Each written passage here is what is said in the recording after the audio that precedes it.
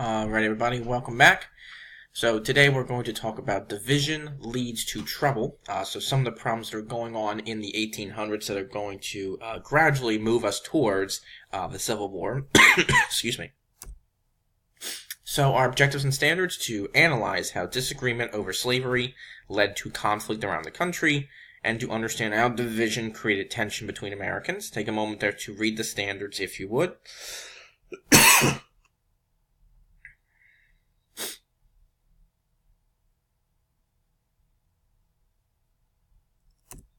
And our desired result, what events caused division and trouble in the United States? So a growing country is going to lead to growing tension. The growth of the American West in both territory and population is going to lead to tension.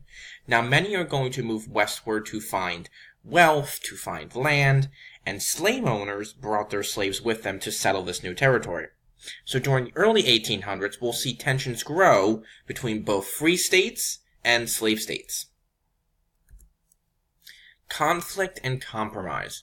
In 1819, Missouri is going to apply to enter the Union as a slave state. However, if it was admitted as a slave state, that would have tipped the balance of power in the Senate in the South's favor. So there's a problem here.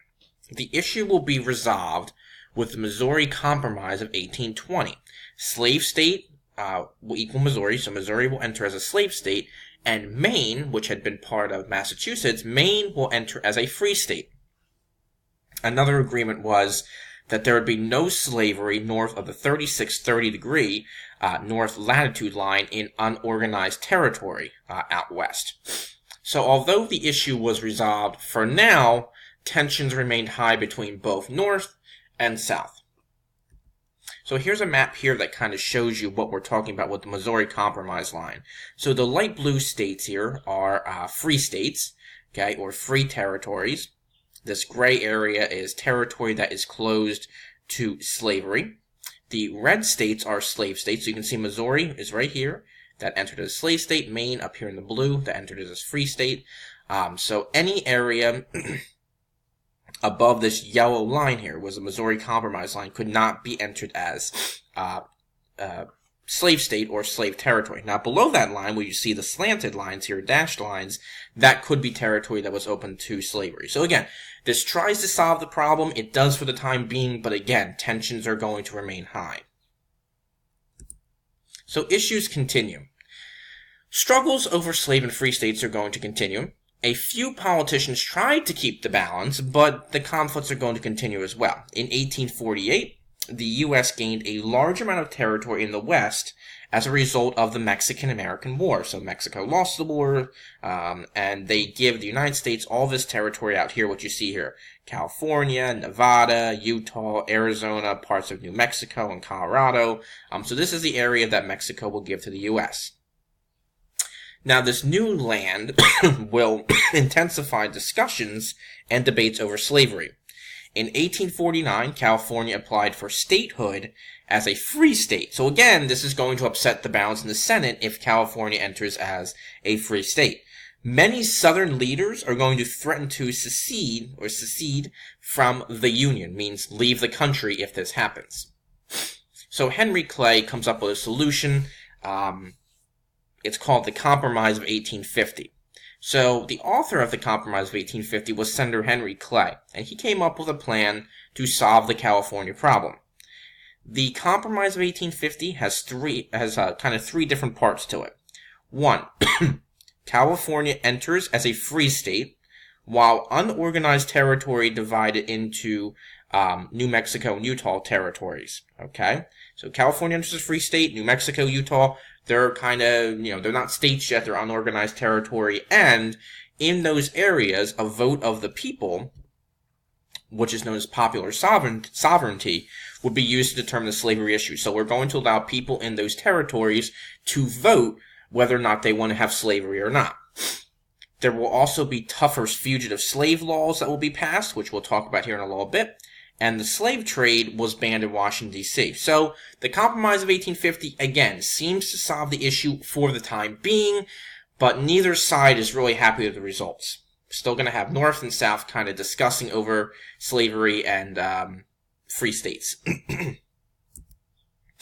So, fugitive slaves. Although the Compromise of 1850 seemed to settle it, it starts another. Many Southerners felt that Northerners were ignoring the Fugitive Slave Act and even offered aid to runaway slaves. We talked about this, right? The Underground Railroad.